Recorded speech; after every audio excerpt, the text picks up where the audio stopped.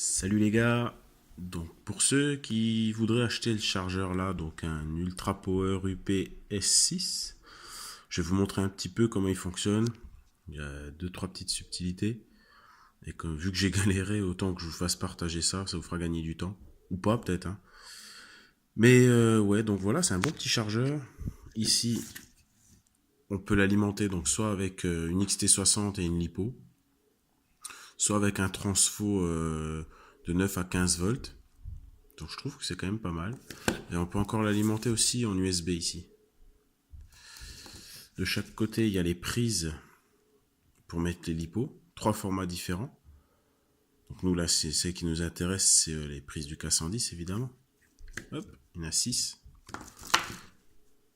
Voilà. Donc là, j'ai choisi de l'alimenter avec une vieille lipo 3S qui traînait. Donc, je vais le brancher, puis je vais vous montrer.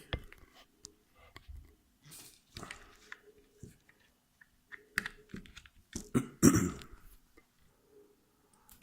il donne au départ la tension de la lipo d'alimentation, 11 volts 3.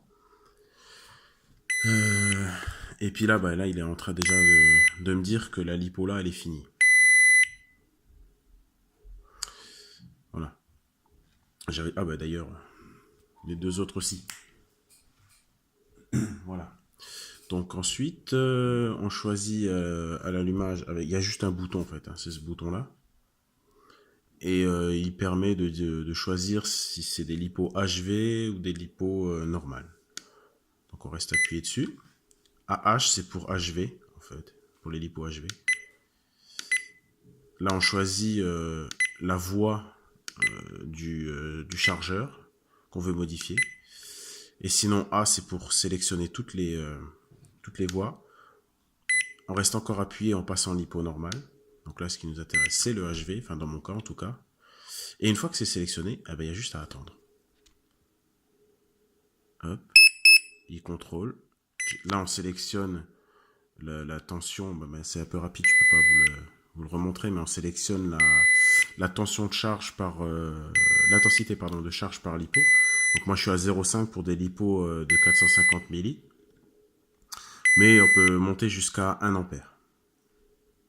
Voilà. Et dès que l'intensité s'affiche, là c'était écrit 0,5, par une simple pression sur ce bouton-là, une pression rapide, on modifie l'intensité. Voilà. Moi je laisse à 0,5 pour les 450, c'est bon. Voilà. En fait, là où j'ai galéré, c'était surtout au niveau de l'alimentation, parce que j'avais un transfo 12 volts au départ, et il y avait une erreur qui apparaissait quand je l'ai branché, il m'affichait E2. E-2. Et en fait, c'est pour m'indiquer que la tension d'entrée était trop élevée. Mais c'était un transfo 12 volts. Mais en fait, compte, après mesure du transfo, j'étais à 19 volts en sortie de transfo. Donc le transfo était mort, quoi. Du coup, je suis passé sur une lipo, puis là, il n'y a plus de souci. J'ai essayé une lipo 2S aussi pour voir. Et voilà, je crois que non, tout n'est pas chargé encore.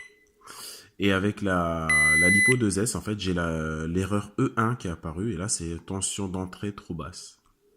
Voilà, donc c'est à savoir ce genre de petites infos. Je pensais que ça pouvait être utile et que ça pouvait servir. Allez, à plus!